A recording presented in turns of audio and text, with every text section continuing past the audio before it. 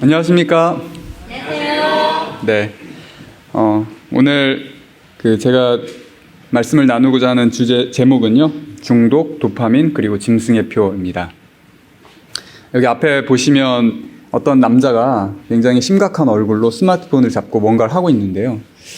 이런 현상을 이제 우리가 굉장히 자주 또 근처에서 쉽게 살펴볼 수 있는 현상이 되었죠. 근데 이것이 과연 짐승의 표와 어떤 관계가 있는지에 대해서 함께 우리가 생각해 보는 시간을 가지고자 합니다. 네. 지금 세상에는 많은 다양한 사람들이 살고 있지만, 사실 이 마지막 때에 딱 두 무리로 갈라질 수밖에 없습니다. 여러분도 잘 알고 계시죠? 짐승의 표를 받는 사람들과 하나님의 인을 받는 사람들로 마지막 때 이렇게 두 무리가 나뉜다고 성경은 예언하고 있습니다. 계시록 13장에 보면 저가 모든 자, 그 오른손에나 이마에 표를 받게 하고 누구든지 이 표를 가진 자 외에는 매매를 못하게 하니 이 표는 곧 짐승의 이름이나 그 이름의 수라. 네, 이 모든 사람에게 짐승의 표가 강요될 것이 예언되어 있습니다. 그리고 이제 계시록 7장에는 또 보면 다른 천사가 살아계신 하나님의 인을 가지고 우리 하나님의 종들의 이마에 인치기까지 땅이나 바다나 나무나 해하지 말라 하더라 하면서 하나님의 종들의 이마에 살아계신 하나님의 인을 친다고 그렇게 기록되어 있습니다. 계시록 14장에는요. 또 내가 보니 어린 양이 시온산에 섰고 그와 함께 14만 4천이 섰는데 그 이마에 어린 양의 이름과 그 아버지의 이름을 쓴 것이 있도다. 이제 살아계신 하나님의 인이 이마에 쳐진다고 했는데 이제 계시록 14장에는 어린 양의 이름과 그 아버지의 이름이 써져 있다라고 되어 있습니다. 이 계시록에 나오는 많은 그 구절들은 구약에서 차용한 그런 표현들이 굉장히 많아요. 짐승의 표는 오른손과 이마에 받는다고 했고 하나님의 인은 이마에 받는다고 했는데 이런 비슷한 구절이 구약에는 이렇게 나와 있습니다. 오늘날 내가 내게 명하는 이 말씀을 너는 마음에 새기고 너는 또 그것을 내 손목에 메어 기호를 삼으며 내 미간에 붙여 표를 삼고 손목에 메고 또 미간에 붙여 표를 삼는다라고 했잖아요. 말씀을. 이 말씀의 뜻이 무엇일까요? 손목에 말씀을 메고 또 미간에 붙여 표를 삼는다는 뜻. 네. 유대인들은 실제로 이 말씀을 이 손목에 메고 이렇게 이마에 붙이고 있습니다. 근데 실제로 이걸 뜻하는 건 아니겠죠? 성경 말씀에. 예수님께서 이런 부분에 대해서 마태복음 23장에 잘못됐다라고 분명히 이렇게 말씀하셨습니다. 화 있을진저 외식하는 서기관들과 바리새인들이여 너희가 박하와 회양과 근처에 11조를 들이되 율법에 더 중한 바 의와 인과 신은 버렸도다. 네. 잔과 대접의 겉은 깨끗이 하되 그 안에는 탐욕과 방탕으로 가득하게 하는도다. 소경된 바리새인아 너는 먼저 안을 깨끗이 하라. 이렇게 예수님께서 말씀하셨습니다. 겉모양으로 이렇게 말씀을 손목에 붙이고 또 이렇게 이마에 붙이고 또 거룩한 척 한다고 해도 그 마음속이 탐욕과 방탕으로 가득하게 되어 있다면, 죄로 가득하다면 그게 무슨 의미가 있느냐. 그것은 멸망으로 가는 길이다라는 것을 예수님께서 분명하게 말씀하신 것이죠. 그런데 오늘날 현대 기독교와도 묘하게 비슷한 점이 있는데 외향으로는 굉장히 크고 화려한 교회들을 세우고 또 거룩하게 이렇게 외모를 꾸미고 그렇게 하지만 실제로는 우리는 믿으면 구원받는다라고 하면서 오히려 세상 사람들보다 더 이기적이고 교만한 기독교인들이 많다는 것은 예수님께서 만약에 살아계신다면 그 옛날 바리새인들에게 꾸짖었던 것처럼 오늘날 기독교인들에게도 똑같이 하지 않을까 저는 그런 생각을 하게 됩니다. 이것은 우리에게도 마찬가지겠죠. 우리 마음이 정말 주님 안에서 깨끗한지가 중요하다라는 말씀이죠. 그렇기 때문에 손목에 메어 기호를 삼으며 내 미간에 붙여 표를 삼고 이 말씀은 이 손은 우리가 어떤 일을 할 때 행하는 거잖아요. 그렇기 때문에 그리고 이 미간 안에 전두엽이 있는데 우리의 생각과 사고하는 모든 것들이 있죠. 그러니까 우리가 모든 생각하는 것과 하는 일 모두가 하나님의 뜻대로 공의롭고 자비롭고 하나님을 믿는 믿음으로 해야 된다라는 것을 말씀하는 그 말씀입니다. 그래서 성경은 이렇게 기록하고 있습니다. 너희 안에 이 마음을 품으라. 곧 그리스도 예수의 마음이니 그는 근본 하나님의 본체시나 하나님과 동등됨을 취할 것으로 여기지 아니하시고 오히려 자기를 비어 종의 형체를 가져 사람들과 같이 되었고 사람의 모양으로 나타나셨음에 자기를 낮추시고 죽기까지 복종하셨으니 곧 십자가에 죽으심이라. 네. 예수님은 하나님이시지만 자기를 낮춰서 이 땅에 오셔서 인간들을 위해 봉사하시고 죽기까지 자신을 낮추셨잖아요. 그렇기 때문에 우리도 예수님과 같이 다른 사람을 위해서 살고 예수님과 같은 마음으로 살아라는 그런 말씀입니다. 그래서 우리의 신체에 그러면 왜 하나님의 인을 우리 이마에 맞게 될 것인가, 받게 되는가? 그것은 이제 우리 뇌와 관련이 있는데요. 여기 보면 이제 개와 고양이의 뇌가 있는데 개는 그 뇌에서 전두엽의 사이즈가 전체의 7% 정도예요. 그리고 고양이는 3.5% 정도예요. 근데 사람의 뇌의 몇 퍼센트가 전두엽일까요? 30%입니다. 그래서 이 전두엽은 우리의 도덕성과 의지가 있는 곳이고요. 판단력, 집중력, 자제력, 그리고 생각을 행동으로 옮기는 그런 기능을 담당하는 뇌의 기관입니다. 그래서 우리의 품성을 결정하는 신체 기관이며 하나님의 인을 이마에 받는 이유는 전두엽이 이곳에 위치해 있기 때문입니다. 그래서 하나님의 인은 이마에만 받는데 짐승의 표는 오른손에나 이마에 받게 되는 거죠. 그러니까 이마는 우리가 누구를 섬길 것인지에 대해서 선택을 하는 거예요. 하나님의 인을 받는다는 것은 하나님을 섬기기로 선택한 사람들이고 짐승의 표를 이마에 받는다는 사람은 짐승을 섬기기로 선택한 사람들이죠. 근데 짐승의 표는 오른손에도 받아요. 오른손에 받는다는 이유는 과거에 이 군인과 노예들에게 이 표식을 했던 곳이에요. 오른손에. 그렇기 때문에 강제로 그 하나님의 인을 받지 못한 사람들은 자기가 짐승을 섬기기로 선택하지 않아도 결국은 짐승의 표를 받도록 강제된다라는 뜻입니다. 그렇기 때문에 문제는 무엇입니까? 사람들이 하나님의 인을 받지 못하도록 이 사탄이 그것만 신경 쓰면 된다라는 것이죠. 그래서 마지막 때가 되면 될수록 이 하나님의 인을 사람들이 받지 못하도록 여러 가지 것들로 우리의 뇌를 파괴하고 있다라는 사실입니다. 그래서 우리의 뇌를 파괴하는 것이 무엇일까? 중독이라고 이제 말씀을 드리려고 하는데요. 중독은 무엇인가? 어떤 대상이 없으면 견디지 못하는 만성적인 뇌질환입니다. 근데 이제 이거는 어떤 그 중독의 대상이 되는 것을 조절할 수가 없어서 이제 사회적으로, 직업적으로 어떤 장애가 발생하면 그 대상에 중독되었다고 볼 수 있는데 이 정도까지 가면 이 어떤 게 없으면 자기가 사회적으로 여러 가지 이제 생활하는데 문제가 생길 정도면 중증이에요. 거기서 치료받는 거는 굉장히 어렵겠죠. 중독에 걸린 상태에서 치료를 받으려면. 그렇기 때문에 이렇게 되는 과정 속에서 우리가 인지할 수 있잖아요. 우리 삶에 이것이 좋지 않다라는 것을 분명히 알고 있어요. 그렇지만 그거를 계속 하는 게 있어. 여러분 있습니까? 내 삶에 별로 좋지 않다라는 걸 알면서도 끊지 못하고 계속 하는 것. 그러면 그것에 중독되는 거예요. 여러분이 만약에 라면이 내 몸에 좋지 않아. 이런 걸 알면서도 한 번씩 라면을 먹어야 돼. 그러면 라면에 중독된 거예요. 그러니까 넓은 의미에서 보면 이런 것도 중독이 될 수 있다라는 말씀입니다. 그런데 왜 우리가 중독될까? 중독이 왜 될까요?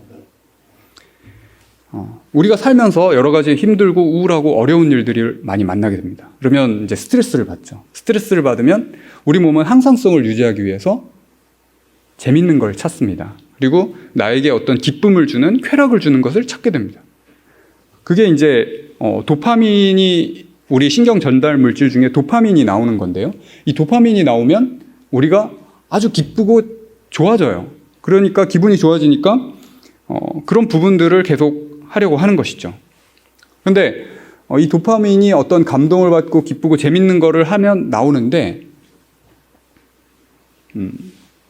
많은 것들이 있지만 우리가 손쉽게 그 도파민을 얻을 수 있는 것이 있다면 그런 것들에 중독되기가 더 쉽다라는 것이죠. 근데 문제는 뭐냐면 이런 부분들을 제대로 컨트롤하지 못하면 이 중독되는 것들이 우리 뇌에 안 좋은 영향을 줘서 결국은 우리 전두엽이 활성화되지 않고 결국은 이 정신적인 질환까지 가져오게 될 수 있다라는 것입니다. 그래서 이런 부분들을 현대의학에서 이미 알고 있습니다. 이 중독의 그 과정을 보면 이 쾌락 중추에서 이 도파민이 분비가 되는데 이게 이제 뉴런의 이제 시냅스 부분을 이제 확대하는 건데 이 시냅스에서 도파민이 이제 분비가 되면 이 수용체에서 도파민을 흡수하면서 쾌락을 느끼게 되는 거예요.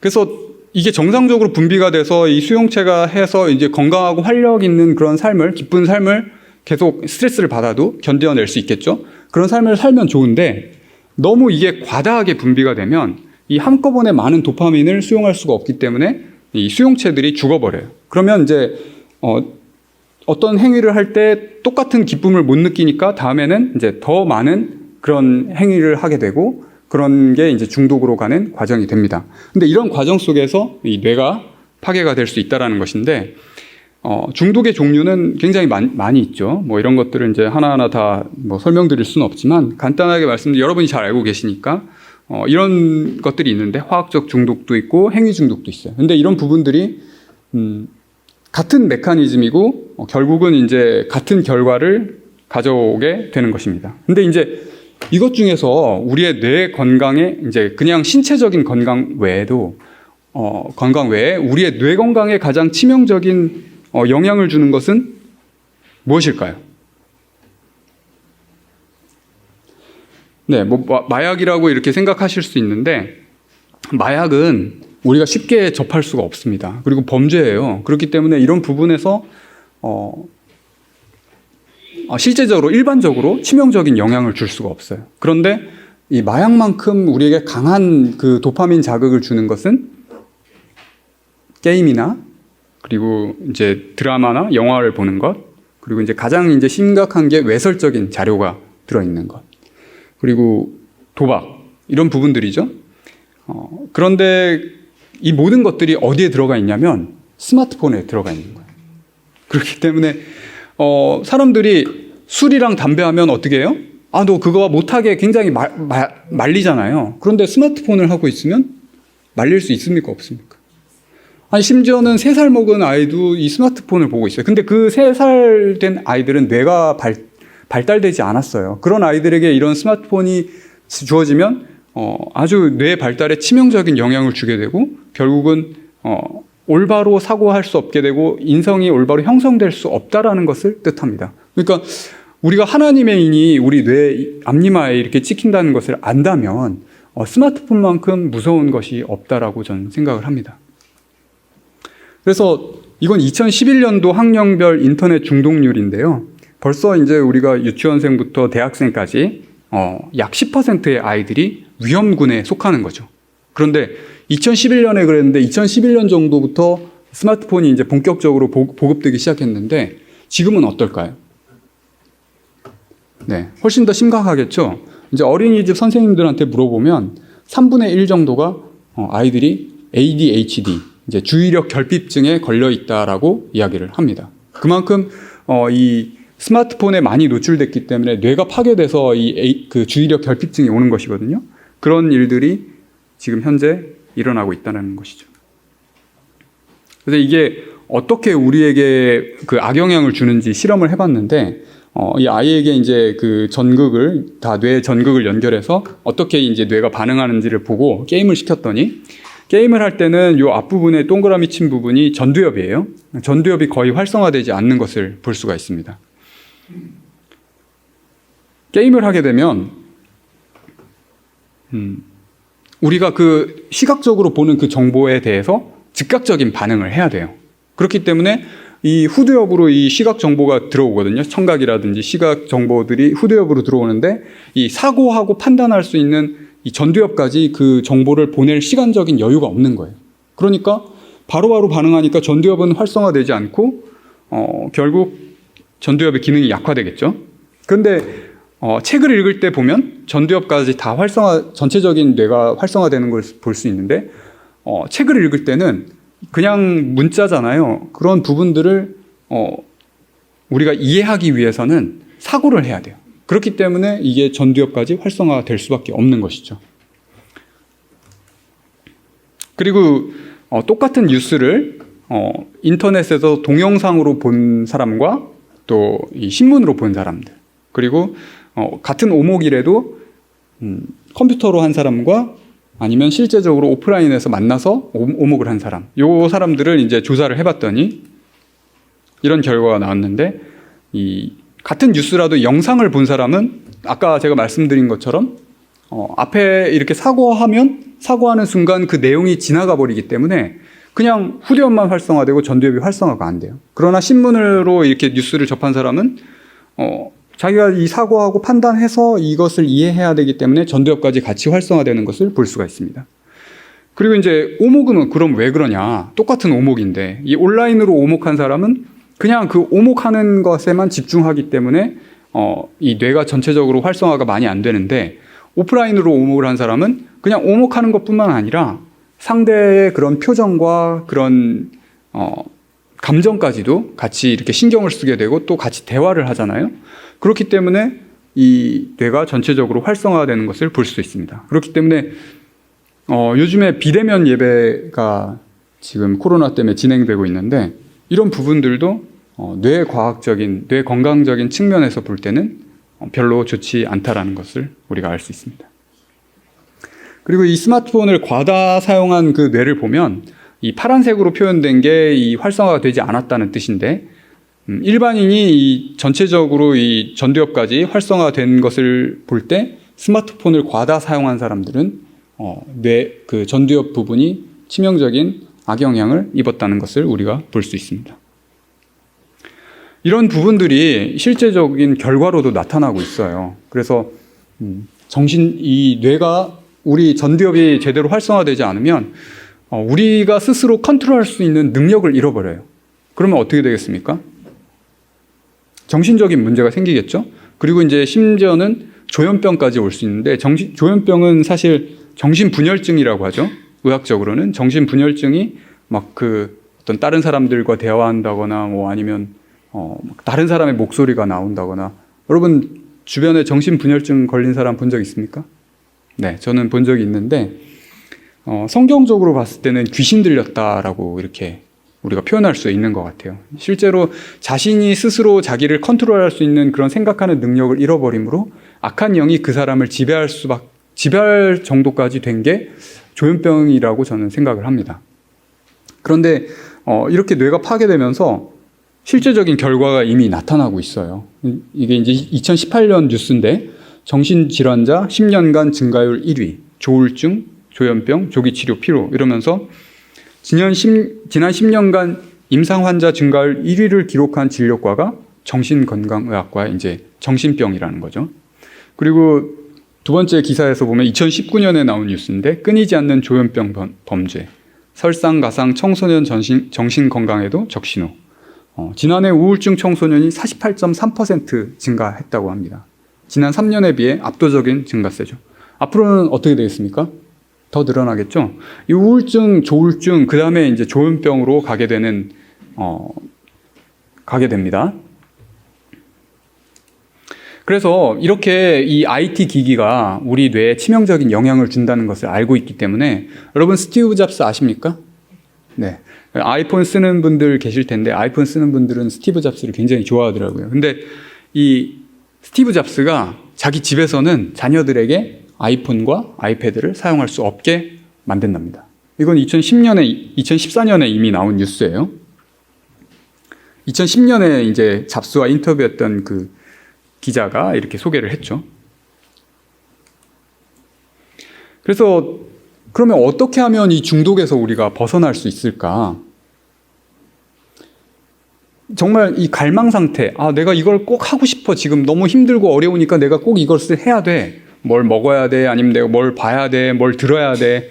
여러 가지 것들이 있어요. 그러나 그런 부분들이 우리 뇌에 너무나 강한 자극을 줘서 치명적인 악영향을 준다는 것을 우리가 안다면 그 부분이 우리 뇌에 좋지 않기 때문에 이거를 안 해야 돼. 그러니까 지연시키는 거죠. 5분 동안만 참는 거죠. 그러면 5분만 참아도 이 혈류가 막 그 어떤 뭐 게임을 좋아하는 사람은 게임만 봐도 너무 하고 싶은 거야. 근데 그걸 5분만 참으면요, 그렇게 갈망하는 그런 상태가 해소될 수 있다라고 합니다. 그렇기 때문에 최대한 많이 좀 지연시키고 좀 참는 것들을 우리가 할 필요가 있겠죠. 그리고 뇌의 21일 법칙이 있어요.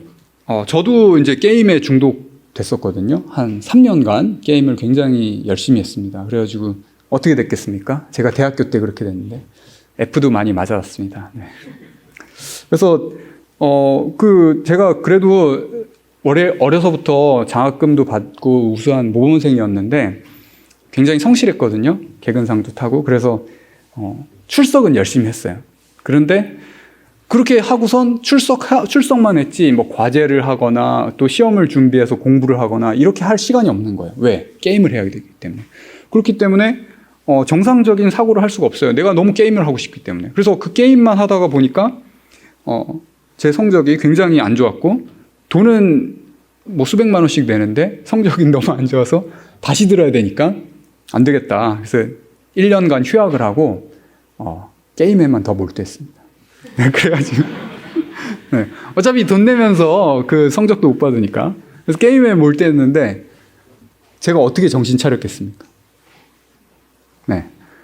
정말 저는 군대는 하나님께서 저를 살리시기 위한 하나의 방법이라고 생각합니다. 여러분, 남자들은 이런 말 들으면 진짜 좀 이상하게 생각할 수 있는 사람들도 있는데, 군대 가니까 게임을 할 수가 없어요. 그래가지고 4주 훈련 받고 또 뭐 3주간 또 훈련 받고, 그 다음에 이제 자대 이제 한 달 반 정도가 지났어요. 거의 2달간이 지났어요. 그래서 이제 제가 자대 배치 받아서 밤에 뭘 하냐면 경계 근무를 합니다. 여러분, 경계 근무 남자들 별로 안 좋아하시죠? 저도 굉장히 안 좋아했는데 경계 근무를 딱 서고 있는데 갑자기 정신이 딱 드는 거예요. 그리고선 지난 3년간 내가 뭘 했지? 이런 생각이 드는 거예요. 그때까지는 게임 할 때는 그런 생각을 할 수가 없어요. 근데 3년간 내가 뭘 했지? 딱 생각을 해보니까 너무너무 비참한 인생을 사는 거야. 그러니까 공부도 못했죠? 공부도 못했는데 인간관계라도 좋았냐? 술 마시는 사람들은 그래도 인간관계라도 넓어졌어. 근데 인간관계도 안 좋아진 거예요. 인간관계도 없어지고 모든 그게 다 안 좋아진 거예요. 뭐 그래, 게임을 통해서 뭐 어떤 재미난 것들이 있었지만 만약에 내가 이런 것들을 계속해서 이렇게 된다면 내가 사회에서 어떤 사람이 될까? 생각해 보니까 쓸모없는 사람이 될 게 너무 눈에 뻔히 보이고, 어떤 면에서는 주변에 민폐를 끼치는 굉장히 사회의 암적인 존재가 될 수 있겠다라는 생각이 들더라고요. 그래서 제가 이제 정신을 차리고 게임에서 벗어날 수 있었습니다. 정말 다행이죠. 네, 아멘. 네. 그리고 이제 게임 지존 서울대 가다라는 영상이 있어요. 그래서 어떤 사람이 게임에 굉장히 빠졌는데 그 사람은 굉장히 독한 사람이에요. 군대도 안 갔는데 자기가 생각해 보니까 이렇게 살면은 자기는 폐인이 되겠다 생각을 한 거예요. 그래서 게임을 끊으려고 한 달간을 노력했어요. 한 달간을 정말 뭐 부모님한테 이 게임기를 가져가 달라 막 이렇게 말하면서 해가지고 겨우 참아내서 이 게임을 이겨내고, 대신에 커피 중독된 것 같더라고요. 커피를 엄청 마시면서 공부를 해가지고 서울대를 갔다고 합니다. 어쨌든 게임에 중독된 것보다 훨씬 좋은 결과죠. 그래서 21일간 그 길을 바꾼다면 우리에게 어떤 면에서는 이거를 전환할 수 있는, 근데 21일, 그러니까 한 달이 되는 그 기간까지를 참아낼 수 있는 사람이 적을까요, 많을까요? 거의 없겠죠. 그래서 이 도박 중독 환자가 자신의 의지로 치료에 성공할 확률이 5% 미만이라고 해요. 그래서 정신과적인 치료를 받거나 어떤 그 게임 중독에서 벗어나기 위한 그런 프로그램에 참여하도록 하죠. 그런 극단적인 방법을 써서라도 이런 것들을 해소할 수 있는 방법이 있다면 저는 그렇게 해야 된다고 생각을 합니다. 이런 식으로 계속 빠져서 살다가는 돌이킬 수 없을 만큼 뇌가 파괴되고 결국은 어떻게 됩니까? 자기를 컨트롤할 수 있는 능력까지 잃어버려서 그래서 조현병 범죄가 너무 심각하게 많죠. 사람들을 막 묻지마 살인이나 폭행이나 이런 것들이 증가하고 있다는 것은 우리 사회가 이런 문제로 굉장히 안 좋은 현상으로 가고 있다는 것을 증가하고 있습니다. 그러면 실제적으로 이거를 어떻게 하면 진짜 끊어낼 수 있을까? 이런 것들을 중단하는 것에 우리가 신경을 써야 되겠죠. 어떻게 하면 중단할 수 있을까? 이런 부분들도 고민을 해야 되지만 도파민을 형성할 수 있는 것. 우리 도파민은 사실 우리 생존에는 필수적인 거예요. 맨날 우울하게 살 수는 없잖아요. 정말 힘들고 우울하게 살다가 그냥 우울증 걸려서 자살하는 사람들도 많죠. 완전히 도파민을 끊어낼 수는 없는 거예요. 그러면 어떻게 하면 우리 뇌에 도움이 되는 도파민을 형성할 수 있을까? 이런 것들을 우리가 고민을 해야 된다라는 것입니다. 그래서 우리가 하나님께서 창조하신 천연계 속에 들어갈 때 그 자연, 그 숲이나 이런 데 갈 때 기분이 좋아지잖아요. 그런 데 갈 때 도파민이 생성이 됩니다. 그리고 우리가 하나님의 말씀을 읽을 때 많은 사람이 이제 하나님의 말씀하면 굉장히 따분하고 지겹게 생각하는 사람들도 있겠죠. 그런 사람들에게는 스트레스가 될 수 있어요. 그러나 우리가 말씀을 읽는다면 그때 무엇이 역사합니까? 누가 역사합니까? 성령님이 역사해요. 성령님이 역사해서 우리에게 감동을 주면 그것이 우리에게 도파민이 형성되게 만들 수 있는 거예요. 그리고 하나님과 교통하는 것. 실제적으로 우리가 하나님과 교통을 하는 것들이 우리에게 도파민을 주겠습니까? 안 주겠습니까? 당연히 주죠. 그리고 다이돌핀 이런 게 있고요. 도파민 디톡스 이런 부분들인데 이건 이따가 설명을 할게요. 그리고 다른 사람을 돕는 것. 다른 사람을 도우면서도 기쁨을 느껴요.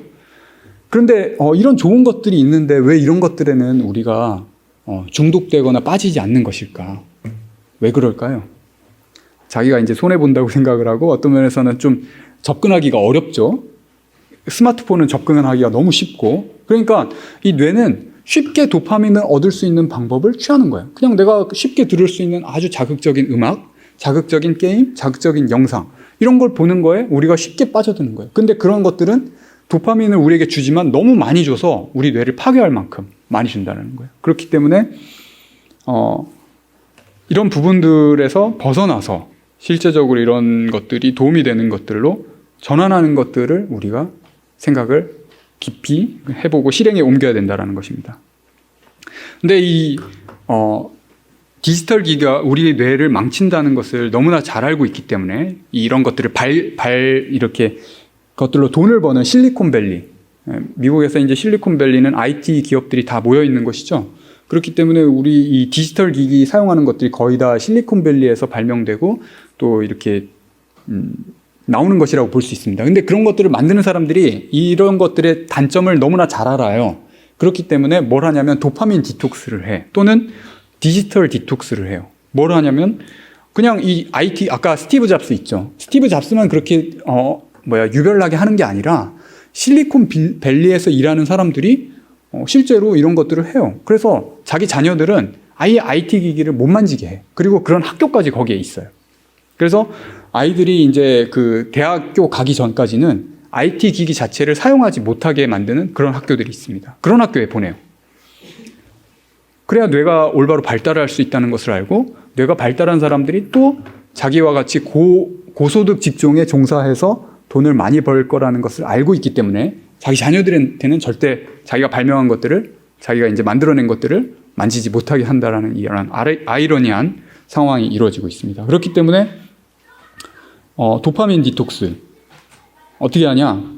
아예 그냥 한 달에 한 번씩은 아예 디지털 기기를 다 꺼놓는데요. MP3든 뭐 휴대폰이든 모든 디지털 기기를 꺼놓고 그 다음에 주변에 있는 사람들과 또 사랑하는 사람들과 시간을 보내고 그리고 숲이나 이렇게 산에 가서 산책을 하면서 그런 걸로 그냥 일반인들이 그렇게 한대요.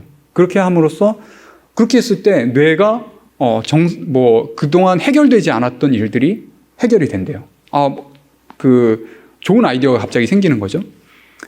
그리고 많은 그런 앞으로의 그런 미래에 대한 그런 계획들도 세울 수 있다라고 합니다. 그래서 한 달에 한 번씩 한다라고 하는데 우리는 일주일에 한 번씩 할 수 있죠. 네. 오늘 같은 날 이렇게 사랑하는 사람들을 만나고 하나님께 예배하는 것이 시간 낭비라고 생각하지 마십시오. 여러분이 뇌 건강을 회복할 수 있는 그런 날로 얼마나 감사합니까? 이 안식일을 주신 하나님께서 우리가 조현병 걸리지 말라고 우리 뇌에 휴식 좀 주라고 이런 안식하는 날을 만들어 주신 것은 정말 하나님의 사랑과 그 미래를 내다보는 그런 눈이 있었기 때문에 가능한 일이라고 저는 생각을 합니다. 그리고 다이돌핀이 있는데요. 다이돌핀 들어보셨어요? 네, 다 들어보셨어요. 엔돌핀이 암을 치료한다는 것은 이제 알고 있는 사실인데 이 엔돌핀의 4000배라고 해요. 근데 그러면 이 다이돌핀은 어떤 때에 나오는가? 도파민보다 훨씬 효과가 좋겠죠? 언제 나오는가? 감동받았을 때 생성이 되는데 좋은 노래를 들었을 때 그러니까 노래를 들었는데 너무 감동적이라서 눈물까지 나는 경험 한 적 있으세요? 아주 막 무슨 헤비메탈 같은 그런 자극적인 음악 말고 아주 좋은 음악 있잖아요. 네, 이렇게 받았을 때 다이돌핀이 나오고 또 그 다음에 너무나 이 경탄을 자아낼 만큼 아름다운 그런 풍경을 본 적 있으십니까? 네, 이렇게 볼 때도 나온다고 해요. 그리고 하나님의 말씀을 읽을 때 아까 제가 말씀드렸죠. 하나님의 말씀은 살아있고 활력이 있어 좌우의 날선 어떤 검보다도 예리하여 혼과 영과 및 관절과 골수를 찔러 쪼개기까지 하며 또 마음의 생각과 뜻을 판단하나니 이렇게 돼 있어요. 그래서 이 하나님의 말씀이 우리의 그 혼과 영과 모든 것을 이렇게 마음의 생각을 완전히 찔러 쪼개면서 바꿀 수 있는 그런 것이라는 것을 이렇게 이야기를 하고 있죠. 그리고 이 마리아가 예수님의 발을 씻기는데 얼마나 이 마리아가 예수님을 고맙고 사랑했으면 이렇게 했을까? 여러분 마리아처럼 예수님을 사랑한 경험 있으십니까? 네, 감히 말을 못 하시겠죠? 근데 이런 경험을 할 때 우리 몸에서 다이돌핀이 나온다는 거예요. 그러면 우리 몸에 있는 어떤 나쁜 것들을 다 치료할 수 있는 그리고 굉장한 그 스마트폰에서도 줄 수 없는 그런 기쁨을 우리가 누릴 수가 있다는 것입니다. 조지프 루드라는 사람이 시냅스와 자아라는 이런 책을 썼는데 우리의 뇌 구조가 변화될 수 있다는 것을 설명하고 있어요. 하나님의 기적으로 변화될 수 있다는 것을 우리가 알 수 있죠. 네. 지금이 마지막 때입니다. 과거에는 게임이 없었죠. 근데 이 술, 도박, 담배, 마약 이런 것들은 어른들만 접할 수 있던 것들이에요. 그런데 이제는 아이들도 접할 수 있는 그런 스마트폰이 생겼어요. 그리고 요즘에 제가 보니까 너무나 심각한 게 뭐냐면 온라인 도박이더라고요. 지금 중고등학생들이 온라인 도박에 빠져서 수백만 원, 수천만 원씩 돈을 잃고 있다라고 합니다. 노아의 때와 같이 인자의 임함도 그러하리라. 노아의 때와 같이 이제 예수님께서 오실 때도 그런데 노아의 때가 어땠습니까? 죄악이 세상에 관영했고 그 마음의 생각의 모든 계획이 항상 악했다라고 했어요. 근데 지금도 그렇게 되겠습니까? 오늘날 사람들이 즐기는 그런 대중문화, 게임이라든지 영화라든지 모든 문화에 항상 사람을 죽이는 것이 있어요. 그리고 아주 자극적인 외설적인 장면들이 있어요. 그런 것들이 사람들의 그런 어떤 쾌락 중추를 자극하기 때문에 점점 더 그런 안 좋은 것들에 빠지게 되고 그런 안 좋은 것들을 보면 어떻게 되겠습니까? 우리 생각이 다 그렇게 악한 것들로 채워지게 되는 거예요. 이것은 말세의 징조 중에 하나입니다. 하나님을 믿는다고 공언하고 교회는 다니지만 여전히 이 스마트폰으로 자극적인 게임이나 영화나 또 도박 등을 즐기는 사람들이 하나님의 인을 받을 수 있겠습니까? 우리가 진짜 심각하게 생각해 봐야 할 문제입니다. 술과 담배는 못하게 하면서 스마트폰은 그냥 하게 하는데 이게 과연 정상적인가 이런 생각이 들고 또 하나 문제는 뭐냐면 베리칩이 짐승의 표니까 받지 말라고 굉장히 이제 열을 올리면서 열심 있게 이걸 전하는 사람들이 있어요. 온라인이나 오프라인에서. 그런데 우리 뇌에 치명적인 이 악영향을 주는 스마트폰은 본인이 즐기고 있어요. 이건 너무 아이러니한 일 아닙니까? 문제는 이 전두엽이 30세까지 자란다는 것입니다. 이 30세 이전에 요즘에 대부분의 사람들이 스마트폰을 하게 됩니다. 그러면 어떻게 되겠습니까? 전두엽이 제대로 발달할 수가 없겠죠. 그러면 그 사람들은 결국 인성과 그 뇌에 문제가 생기고 인성에 문제가 생길 수밖에 없다는 것입니다. 근데 이제 더 문제가 있는 것은 뭐냐면 게임을 통해서 얻으려는 사탄의 더 무서운 목적이 있는데 게임을 해서 발달되는 게 있어요. 뭐가 발달되냐면 이 반응 속도가 빨라져요. 왜냐하면 뭐 어떤 걸 이 눈으로 보면서 빨리빨리 반응해야지 게임에서 이제 높은 레벨로 계속 성취를 할 수가 있기 때문에, 그래서 도파민을 얻을 수 있기 때문에 손과 또 눈의 동작 이런 것들이 굉장히 빨라져요. 그리고 양심은 어떻게 되겠습니까? 둔해지죠. 무뎌지죠. 근데 이런 것들이 이렇게 이런 직업군, 이런 특징들이 어떤 직업군에 굉장히 좋은 게 있는데, 어떤 직업군이 이런 특징들에게 좋을까요? 눈과 이 시야는 좋아지는데 양심은 둔감해지는 직업군. 그게 그런 특징의 직업군. 네, 군인입니다. 군인은 적군을 바로 발견해서 바로 사살해 죽여야 되죠. 이런 것들. 그래서 실제로 미국 군대는 이런 뭐 카운터 스트라이크나 총 쏘는 게임들 많아요. 레인보우 식스나 뭐 이런 게임들이 이렇게 많이 보급된 다음에 미국 육군이 그 군인을 모집하는데 어려움이 있었는데 이런 게임들이 보급된 다음에 군인 모집하는 게 너무나 쉬워졌대요. 그리고 실제로 그런 게임을 통해서 군인들을 모집합니다. 그래서 나중에는 자기 마음에 안 드는 사탄이 마음에 안 드는 사람들을 사살할 수 있는 그런 사탄의 군대를 육성하고 있다라는 좀 섬뜩한 생각까지 들더라고요. 그런데 전두엽이 30세에 제가 완성이 된다고 그랬죠. 30세에 어떤 일이 일어났습니까? 예수님에게. 예수님이 침례를 받으셨습니다. 네, 공생애를 시작하신 거죠. 인류 역사상 가장 뇌가 발달한 사람은 누굴까요? 예수님이시겠죠? 네. 예수님처럼만 하면 우리가 뇌가 가장 우리 뇌가 발달되는 것은 IQ가 좋아지는 거라고 막 그래서 뭐 멘사 프로그램에 가입한다 뭐 이런 이야기가 있는데, 뭐 IQ가 좋은 것도 뇌 발달의 일종이지만 진짜 뇌가 발달하는 것은 뭐냐면 우리의 인성까지 발달되는 거예요. 우리의 전두엽이 발달되기 때문에 양심과 선과 악을 분별하는 것들, 그런 것들이 발달하기 때문에 실제적인 뇌가 발달하는 것은 이타적인 사람이 되는 거예요. 예수님과 같은 사람이 되는 거죠. 예수님의 공생애는 자아가 없는 생이었습니다. 하루 종일 자기에게 몰려오는 사람들을 돌보고, 가만히 전 생각해 봤어요. 어떻게 예수님께서 그 삶을 살 수 있었을까? 하루 종일 뭐 수천 명, 아니 수만 명의 사람들이 몰려와요. 그리고 다 자기를 낫게 해달라고 그래. 그래 고쳐졌어. 그리고 또 설교를 하루 종일 해달라고 그래. 저는 솔직히 1시간 설교하는 것도 땀나고 힘들거든요. 하루 종일 설교해야 돼요. 예수님은 하루 종일 설교했어요. 그리고 설교하니까 마음에 안 드는 사람들이 어떻게 해요? 막 죽이려고 해요. 그럼 그 사람들과 또 논쟁도 해야 돼. 저는 논쟁 해봤지만 진짜 한 번 치를 때마다 진짜 죽을 것 같거든요. 굉장히 힘들어요. 근데 그런 논쟁도 많이 겪어야 됐고, 그런 다음에 예수님을 왕으로 모시려고 해. 그러니까 그것도 저지시켜야 돼. 아니야, 그거는 잘못된 방법이야. 그러니까 그 사람들과 이런 씨름도 해야 되고, 그런 다음에 예수님께서 어떻게 하셨습니까? 쉴 시간도 없었는데 좀 잠 좀 자야 되는데 기도하러 산에 가셨어요. 그리고 밤을 새고 오셨어요. 근데 예수님께서 그렇게 밤을 새고 오셔가지고 또 그 다음날 또 똑같은 일과를 치르셨다는 것입니다. 자기의 어떤 기쁨을 위한 생애가 하나도 없었어요. 그러나 예수님께서 지치지 않고 그런 삶을 살 수 있었던 것은 다른 사람을 돕고 또 하나님과 교통하고 이런 것들에서 우리에게 충분히 얻을 수 있는 그런 도파민, 그런 다이돌핀을 얻으셨다라는 것이죠. 그러면 우리는 그런 삶을 살 수 있겠습니까? 네, 살 수 있는 거예요.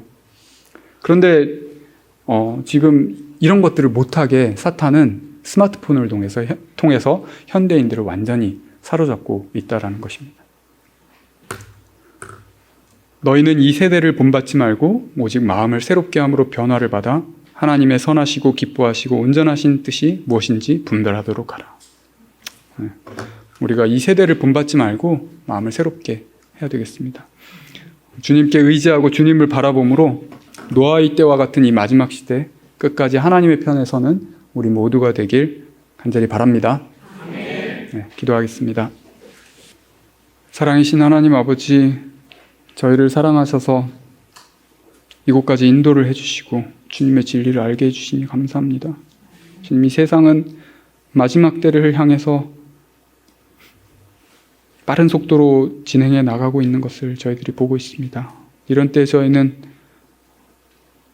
무엇을 해야 하고 어떻게 살아야 하는지 알게 하여 주시고 끝까지 주님의 편에 서서 주님의 진리를 증거하는 주님의 증인들로 설 수 있도록 인도해 주시옵소서. 여기 모인 우리 형제 자매들이 하나님의 인을 받을 수 있도록 준비되게 하시고 지혜롭게 진리를 증거하고 사람들을 돕는 사람들이 될 수 있도록 인도해 주시옵소서. 사랑이신 예수님 이름으로 간절히 기도드립니다.